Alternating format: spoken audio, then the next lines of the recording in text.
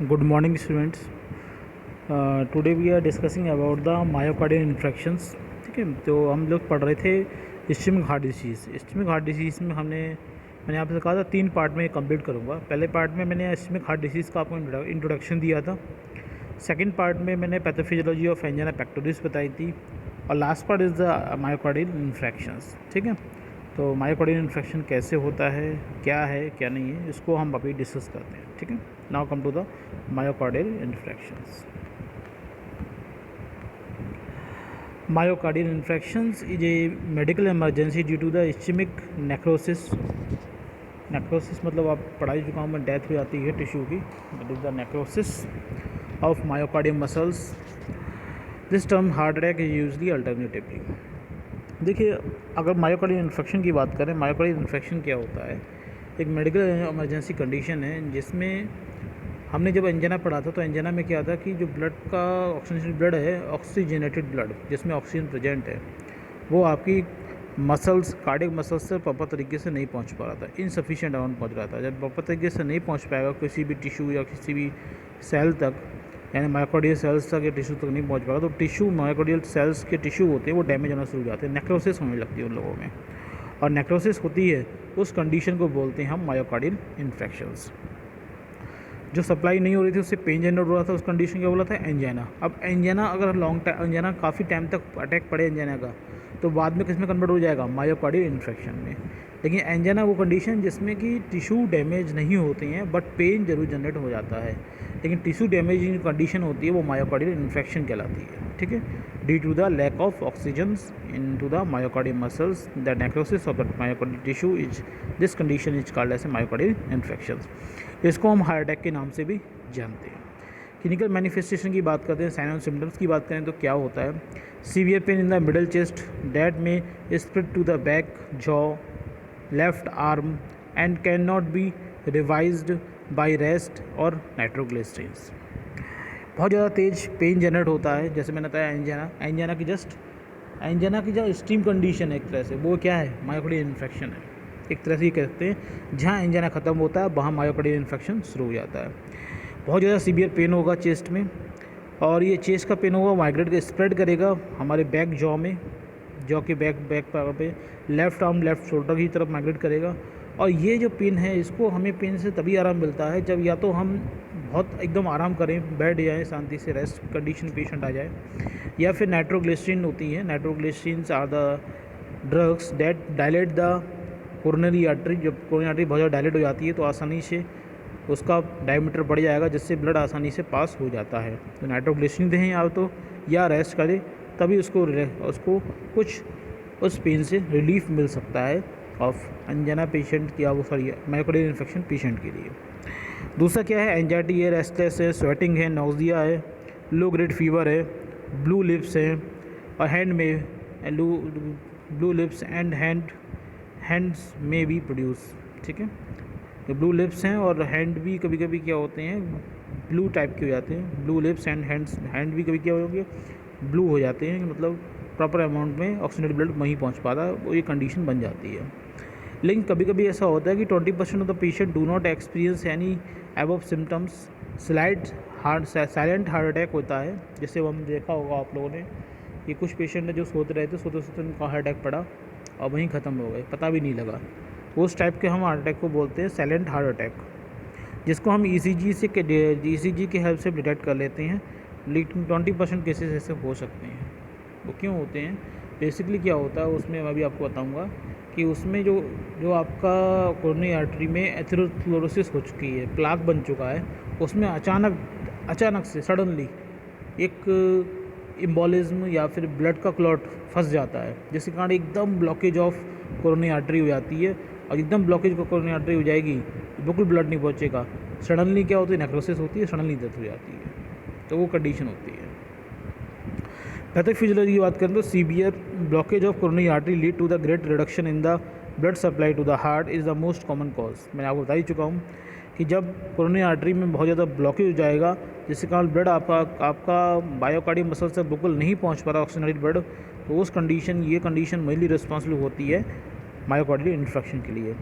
If the blood supply is cut off for a few minutes myocardial cell die. और कुछ time के लिए blood जो oxygenated blood है वो मायोकार्डियल मसल्स तक नहीं पहुंच पा रहा है, उस कंडीशन में क्या होगा कि मायोकार्डियल सेल्स होंगी वो आपकी डाई हो सकती हैं, मर जाती हैं, या उनकी जब वो अपना किल हो जाएंगी तो उस कंडीशन में क्या होगा कि वहाँ की मसल्स काम करना बंद कर देती हैं, जिसकी वजह से। और ये जब डिपेंड किस पे करता है, the extent of cell necrosis, जो सेल नेक्रोसिस हो रही है, सेल की डैमेजिंग हो रही है मायोकार्डियल सेल मसल्स की, वो इस पर डिपेंड करती है। Determined by the area of perfusions by the blockage of artery artery, कितने एरिया में ब्लॉकेज, कितने एरिया में ब्लड नहीं पहुंच पा रहा है, ब्लॉकेज ऑफ कोरोनरी आर्टरी कांड, जितने एरिया में ब्लड नहीं पहुंच पा रहा है मायोकार्डियल मसल्स में, उन सब एरिया की क्या होगी, सेल में नेक्रोसिस होना शुरू हो जाती है।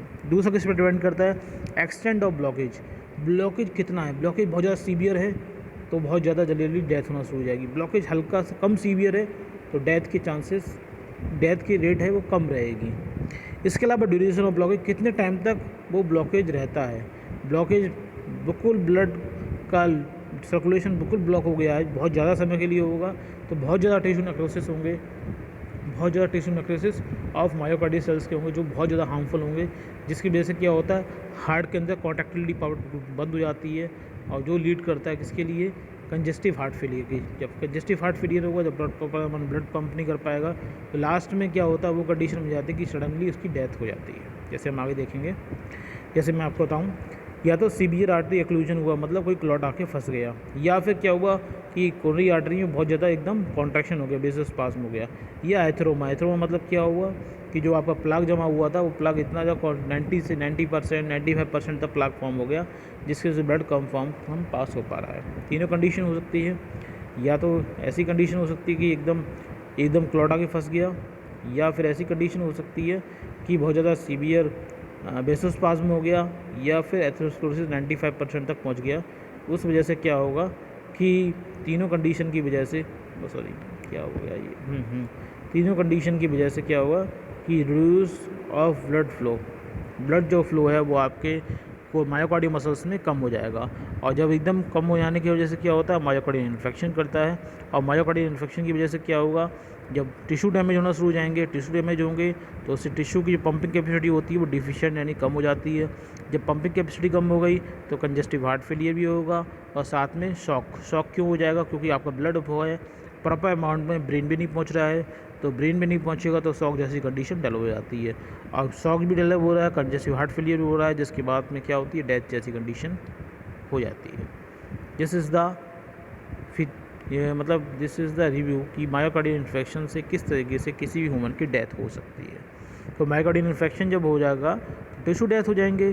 जब मायोकार्डियल मसल्स के जो टिश्यू डेथ हो गए हैं, मसल्स के जो सेल्स हैं वो डैमेज हो चुकी हैं, तो वो अपना प्रॉपर तरीके से हार्ट की पंपिंग नहीं कर पाएंगे। जब हार्ट की पंपिंग नहीं हो पाएगी तो प्रॉपर अमाउंट में ब्लड जब पंप नहीं हो पा रहा है तो कंजेस्टिव हार्ट फेलियर ऐसी कंडीशन बनेगी। साथ में जब प्रॉपर अमाउंट ब्लड पंप नहीं हो पा रहा है तो ब्लड प्रॉपर अमाउंट हमारे ब्रेन में नहीं पहुंचेगा, और ब्रेन में नहीं पहुंचेगा तो शॉक जैसी कंडीशन बन जाती हैं, और लास्ट में ये जब दोनों चीज़ें एक साथ बनती हैं तो डेथ हो जाती है। ठीक है, अब क्या है इसको और समझ सकते हैं। The ability of heart to keeping pump after myocardial infection depend upon the severity of damage और नेक्रोसिस। मैंने आपको बताया था कि अगर नेक्रोसिस ज़्यादा हुआ है और सेल मायोकार्डियल मसल्स की सेल ज़्यादा डैमेज हो गई हैं, उस कंडीशन में क्या होगा, the ability of heart to keeping pump after myocardial infection, वो क्या एबिलिटी क्या होती है, कम होती चली जाती है, सीवियरिटी ज़्यादा कम होती चली जाएगी। अगर if more than 50% tissue damage, अगर 50% टिश्यू ज़्यादा डैमेज हो चुके हैं तो heart generally can not work, heart work ही नहीं कर पाएगा, वो अपना पंपिंग जो ब्लड करता है हार्ट वो प्रॉपर कर ही नहीं पाएगा। इसकी वजह से क्या हुआ, in case larger damage इनएडिक्वेट pump is observe, pumping is observe, मतलब बहुत ही कम अमाउंट में ब्लड पंप कर पा रहा है, विच में result in the heart failure और शॉक, जिसकी वजह से क्या होती है, कंजेस्टिव हार्ट फेलियर जैसी कंडीशन और शॉक जैसी कंडीशन बन जाती है, और जो बाद में किस में कन्वर्ट हो जाती हैं, ह्यूमन की डेथ में। एक और बात करूँ तो ये formation of blood clot on a pre existing fixed coronary atheroma plaque is usually cause of coronary blockage. मैंने बताया आपको पहले भी कि अगर आपकी किसी भी पेशेंट की कोरोनरी आर्टरी में बहुत ज़्यादा प्लाक बना हुआ है, एथेरोस्क्लेरोसिस बना हुआ है, बहुत ज़्यादा प्लाक बना हुआ है, जिसके जो डायमीटर बहुत कम हो गया है ब्लड को पास होने के लिए, और उसी डायमीटर में अगर बाई चांस ब्लड का क्लॉट फॉर्म हो जाए अब ब्लड का क्लॉट फॉर्म हो गया, इसका मतलब क्या हुआ, एकदम ब्लड सप्लाई रुक गई। और ब्लड सप्लाई रुकने के कारण क्या हुआ, कोरोनरी ब्लॉकेज हो गया, और जिसकी वजह से मायोकार्डियल सेल्स हैं वो नेक्रोसिस होगी, और नेक्रोसिस होने से क्या होगा, बाद में मायोकार्डियल इन्फेक्शन हो जाता है। और ये सीवियर मायोकार्डियल इन्फेक्शंस की वजह से क्या होगा, ब्लड प्रॉपर से पंप नहीं हो पाता है, या पंप नहीं होगा तो कंजेस्टिव हार्ट फेलियर होगा, साथ में शॉक जैसी कंडीशन होगी, जो ज़्यादा टाइम तक पहुँचे तो उसके कारण डेथ जैसी कंडीशन बन जाती है। इसके अलावा severe vasospasm is also responsible for the myocardial infection. बहुत ज़्यादा ब्लड वेसल्स कॉन्ट्रैक्ट हो जाए, बहुत ज़्यादा कॉन्ट्रैक्ट होगी, ऑलरेडी उसके अंदर एथेरोमा है तो ब्लड बिल्कुल पास नहीं हो पाएगा मायोकार्डियल मसल्स में, वो भी रिस्पॉन्सिबल होता है मायोकार्डियल इन्फेक्शन के लिए। इसको मैं आपको इस फिगर से दिखाऊंगा, क्लियर हो जाएगा आपको। देखिए ये हमारी क्या है, नॉर्मल है, ये हमारी क्या है, वैसी ब्लड कोरोनरी आर्टरी जिसमें बहुत सारा प्लाक जमा हुआ है, येलो दिख रहा है, दैट इज द एथेरोस्क्लेरोसिस के कारण प्लाक जमा हुआ है। अब प्लाक के बीच में जो आपको रेड दिख रहा है वो कितना कम स्पेस है ब्लड पास होने के लिए। इसी स्पेस के अंदर अगर बाई चांस ब्लड का क्लॉट आके फंस जाए, अब फंसने की वजह से क्या होगा, तो ब्लड बिल्कुल भी पंप यहाँ पर नहीं हो पाएगा। जब ब्लड बिल्कुल हो नहीं पाएगा, आगे बढ़ नहीं पाएगा, इससे आगे बढ़ ही नहीं पाएगा, तो मायोकार्डियल मसल्स तक ब्लड नहीं पहुंच रहा है।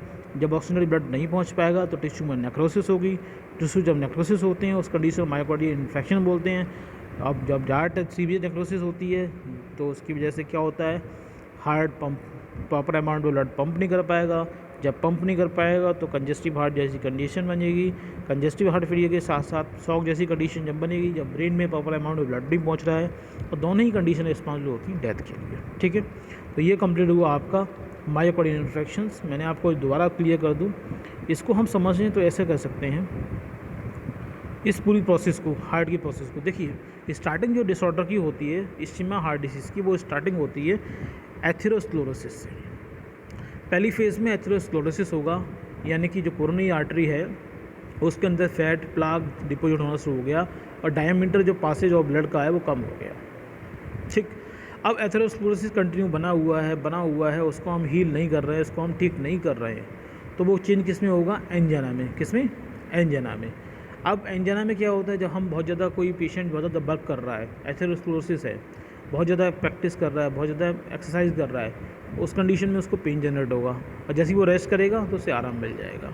ठीक, अब इसी कंडीशन में क्या एथेरोस्क्लेरोसिस और ज़्यादा बढ़ता है, वो सॉरी अब ये एंजाइना का पेन है, वो आपका एंजाइना पेक्टोरिस जो कंडीशन बनी हुई है, इसमें प्लाक जो है वो प्लाक फॉर्म होता है, वो आपका 60-70% होता है।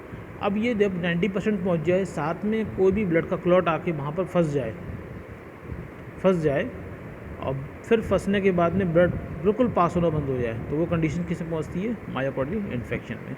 और मायोकार्डियल इन्फेक्शन अगर लॉन्ग टाइम तक रहे, ड्यूरेशन होता है, ज़्यादा हो, सीवियरिटी ज़्यादा हो, तो टिश्यू में नेक्रोसिस ज़्यादा होगी, और टिश्यू नेक्रोसिस ज़्यादा होगी तो सेल ज़्यादा डैमेज होंगे, जो ब्लड को पंप नहीं कर पाते हैं, तो CHF कंजेस्टिव हार्ट फेलियर, और साथ में शॉक जैसी कंडीशन दोनों एक साथ डेवलप होती हैं, जो डेथ के लिए रिस्पॉन्सिबल होती हैं। ठीक है, तो स्टार्टिंग कहाँ से होती है, एथेरोस्क्लेरोसिस कहाँ पहुँचेंगे, एंजाइना में। एंजाइना तक हमने रिकवर कर लिया तो ठीक है, एंजाइना में रिकवर नहीं कर तो एंजाइना किस में चेंज हो जाता है, मायोकार्डियल इन्फेक्शन में।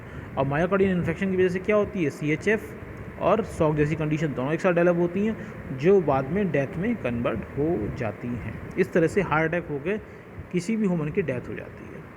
मैं समझता हूँ टॉपिक क्लियर हो गया होगा आपको अब तक की, क्योंकि मैंने मायोकार्डियल इस्कीमिया हार्ट डिसीज़ पढ़ाया था, एंजाइना पेक्टोरिस पढ़ा दिया आपको पूरी तरह डिटेल में, और साथ में आपको इसके बारे में मायोकार्डियल इन्फेक्शन क्लियर कर दिया। फिर भी अगर किसी को कोई डाउट हो तो ज़रूर पूछिएगा कमेंट बॉक्स में। अगर आपको वीडियो पसंद आया हो अगर तो लाइक कीजिएगा, और लगता है किसी को ये शेयर करने, आप किसी को शेयर करें तो उसके लिए हेल्पफुल हो तो उसको ज़रूर शेयर कीजिएगा। अगर आपने मेरी चैनल को सब्सक्राइब नहीं किया है तो सब्सक्राइब भी कीजिएगा। नेक्स्ट वीडियो मिलेंगे नेक्स्ट डिसऑर्डर के साथ में। अब नेक्स्ट डिसऑर्डर हम करेंगे रेस्पिरेटरी डिसीज़ का, और रेस्पिरेटरी डिसीज़ में हम नेक्स्ट लेक्चर में बात करेंगे अस्थमा की। ठीक है, तो ये आपके कंप्लीट हो गया आज CBS कार्डियोवैस्कुलर डिसीज़ जितनी आपके सिलेबस में है वो सब कंप्लीट कर दी हैं। नेक्स्ट टॉपिक हम डिस्कस करेंगे related to the respiratory systems का, उसमें भी हम अस्थमा को डिस्कस करेंगे। ठीक है, तब तक के लिए थैंक यू।